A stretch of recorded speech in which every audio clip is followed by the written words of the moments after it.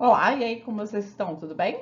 Sejam bem-vindos a mais uma videoaula, né, de língua portuguesa. Sou a professora Joyce e nós vamos, né, ter aí a quinta aula desse material, certo? Nós estamos estudando o material 4. Já vimos bastante sobre as classes de palavras, sobre os textos publicitários. Na última aula, nós analisamos o poema Eu, Etiqueta, certo? Nós lemos e eu deixei para vocês aí, para que vocês fizessem as questões de interpretação. Vocês fizeram? Nossa, esqueci, professora. Então, seja por isso. Para um pouquinho, vai lá, faça rapidinho e volta aqui para terminar de assistir a aula, tá bom? Vamos lá corrigir? Bem, então são as atividades das páginas 5 e 6. A primeira pergunta aí, ó. No poema, o eu lírico ele é identificado pelo quê? O que vocês marcaram? Como que, né, o eu lírico, essa voz que fala no poema, ele é identificado pelo quê? Pelas marcas dos produtos que usa e exibe. Então, é isso que o identifica, certo? Então, ele diz que ele é justamente aquele anúncio itinerante, né? Ele era como se fosse um outdoor ambulante que sai fazendo propagandas dos produtos que estão aí fixados nas etiquetas dos produtos que ele usa. O poema fez uma crítica a quê, gente? E aí? Qual que é a crítica encontrada? Vocês conseguiram identificar? Ao consumismo exagerado de marcas de roupas, calçados e outros itens. Então, o que seria esse consumismo? É consumir aquilo que não precisa, né? É comprar aquilo que não tem necessidade, é supervalorizar produtos que não tem, porque eles são mais caros ou são de grife, são da moda. Então, consumismo é aquele consumo não consciente. Consumo porque você foi levado a consumir, porque você tem o desejo de ter aquilo e não tem a necessidade de ter aquilo. Bom, os textos são de gêneros diferentes. Se nós considerarmos lá aquela primeira imagem e depois que tinha um bebê cheio de estampas de marcas no corpo, e se eu pegar o eu etiqueta, eles são diferentes, mas eles tratam do mesmo tema?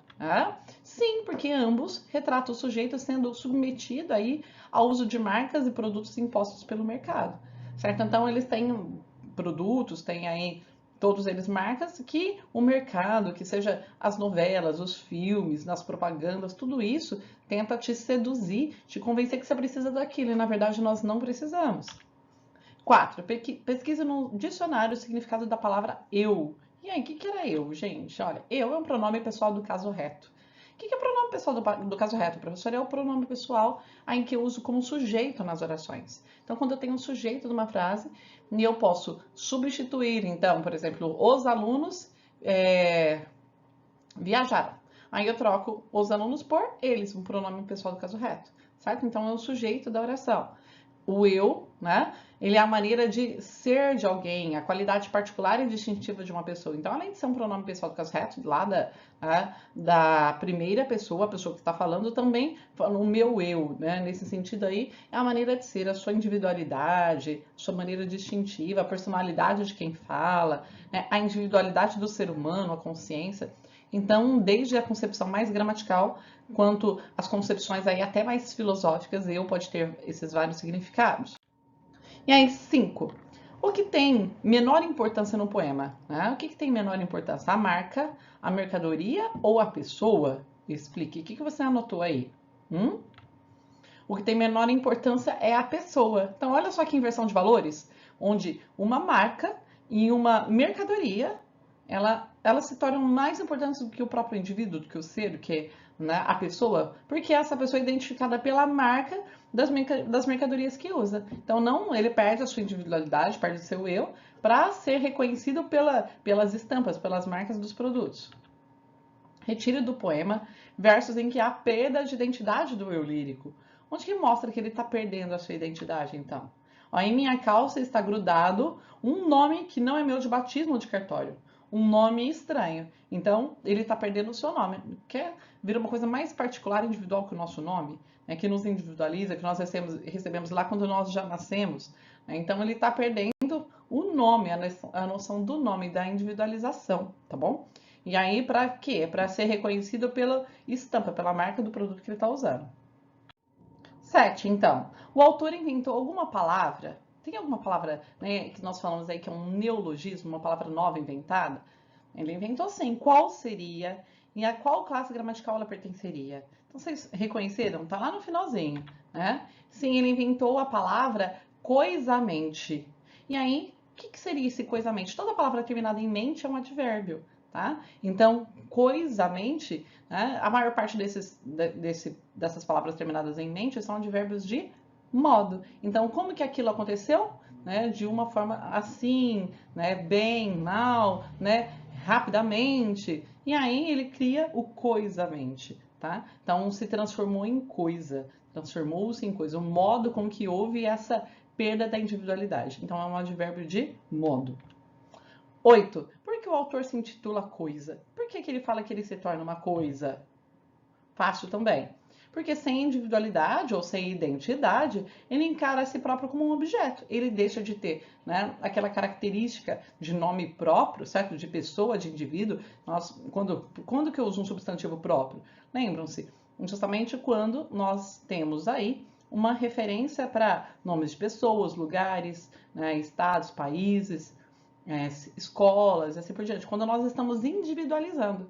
E aí, quando ele perde o seu nome próprio, deixa de ser um substantivo próprio, ele se torna uma coisa em geral, tá? Então, ele se torna coisa. 9. Retire do poema um pronome que acompanha o substantivo. Então, existem dois tipos de pronome, como eu, que ele substitui o substantivo, mas existem alguns pronomes, como, por exemplo, meu copo, minha xícara, que eles estão do lado do substantivo. Então, esse meu e minha, que são pronomes possessivos, eles estão acompanhando o substantivo, tá? Tá do ladinho do substantivo. 10. Circule no texto um advérbio de negação. Então, um advérbio de negação. Qual é o advérbio de negação aí que eu tenho bem evidente ou não? Tudo bem que vocês tiveram dificuldade para fazer esses exercícios. É importante que vocês releiam sempre essa matéria sobre as classes gramaticais, como eu já falei em outras aulas. Eu tenho muitos detalhes sobre elas. E se vocês se aprofundarem um pouquinho mais, relembrarem, pegarem apostilas dos anos anteriores, assistirem a mais videoaulas, né, entrarem em sites para relembrar essa matéria, melhor para vocês. Vamos analisar esse texto então, né, um texto tão maravilhoso. E aí, o que nós vamos ver? Primeira coisa é que ele é do autor Carlos Drummond de Andrade, é um dos maiores autores do século XX, um dos poetas mais famosos que nós temos, que é brilhante, tá bom? Em seguida, a gente pode falar da sua estrutura da linguagem. Que estrutura que ele tem? Versos livres. Por quê? Porque antigamente os poemas eles tinham que ter uma condição obrigatória, que era justamente ter o mesmo número de sílabas poéticas, tá? E aí, o mesmo número de sílabas poéticas, todos os versos tinham o mesmo número de sílabas. E aí, nessa época, né, que é uma época que vocês vão estudar futuramente, chamada modernismo, ele quer quebrar esses valores, quebrar essas obrigatoriedades, que tinha uma série de regras para se compor um poema. Tá bom? Eu tenho um vocabulário do cotidiano que também, né, claro que muitas palavras aí hoje em dia não são tão comuns, mas lá para a época, vamos considerar aí há quase 100 anos, então, na época era um vocabulário bem mais simples do que o que eles tinham o hábito de fazer.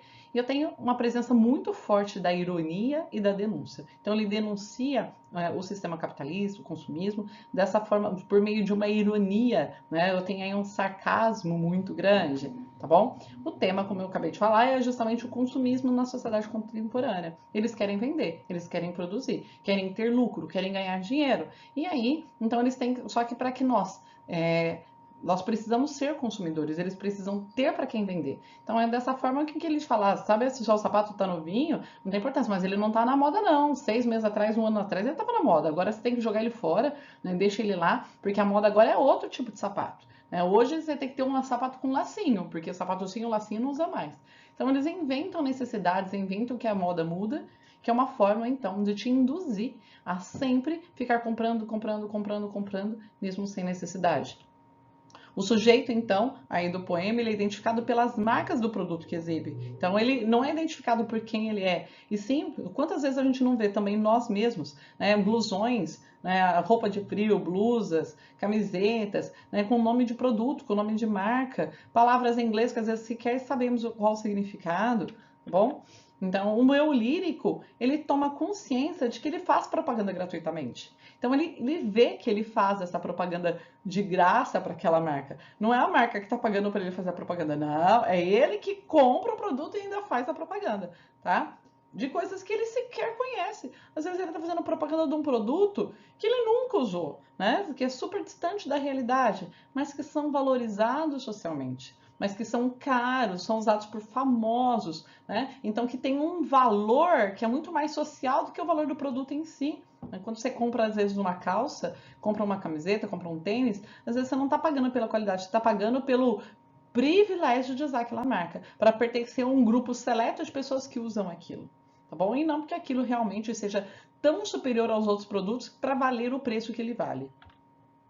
Então, eu tenho aí a crítica do sistema capitalista, exatamente, em que o ter vale muito mais do que o ser, em que as pessoas elas são medidas por aquilo que elas têm, né? Que valoriza muito mais o dinheiro, a condição social, né? Que quer só ter lucros, independente né, de se ter escrúpulos ou não, independente se é necessário ou não, se está explorando o outro ou não. Né? E em tom sarcástico, o eu lírico ele afirma que compactuamos com o consumismo. O consumismo nós acabamos corroborando com ele. Nós fazemos, né, a nossa parte aí para ter uma sociedade consumista. Por quê? Porque as pessoas querem se sentir integradas, ninguém quer se sentir diferente, que quer sentir diferente do outro. Não, eu quero me sentir fazendo parte de um grupo. E aí eu acabo compactuando com isso. É interessante observar, então, que eu tenho justamente esse esquema, tá? Era um indivíduo que ele tinha uma identidade, que ele tinha valores, que ele tinha sonhos, que ele tinha as suas características pessoais, ele tinha um nome. E aí, então, ele quis se adequar, ele quis fazer parte de um grupo, ele quis, né, pertencer àquele grupo, principalmente bem valorizado, vamos dizer assim, socialmente, né, priorizado. E aí ele passou por um processo de padronização. Dá para nós observarmos que ele fala que ele sai da fábrica, que ele sai da vitrine, né, que ele fica iguais aos outros, ele é padronizado. Imagina uma linha de produção numa fábrica. Você vai produzir, você tem aquele monte de produtos iguaizinhos, e é mais ou menos isso que acontece. E aí, para ele se padronizar, para ele entrar no padrão, ele perde a sua individualidade, ele perde o seu eu, né? E ele se torna um produto. Ele vira a coisa que ele está anunciando. Né? E exatamente é esse esquema, é essa linha que ele mostra justamente a crítica, né? Como que nós deixamos de ser indivíduos, deixamos de ser pessoas para nos tornarmos coisa, né? Para sermos totalmente padronizados, para sermos iguais aos outros. Deixamos aquilo que nos distingue, que nos diferencia, os nossos gostos, a nossa personalidade, né? Aquilo que realmente eu gosto, eu não vou usar aquilo que eu gosto, eu vou usar aquilo que está na moda, vou usar aquilo que o outro usa, porque eu tenho necessidade de ser igual a ele. Então é uma crítica muito, muito grande. Será que eu preciso mesmo ser igual ao outro? E para nós finalizarmos, então, aqui tem uma imagem muito interessante. Então, olha, você tem todo o processo evolutivo lá dos primeiros homens, né? E aí eles vão crescendo, né? Vão ficando com o seu corpo mais ereto.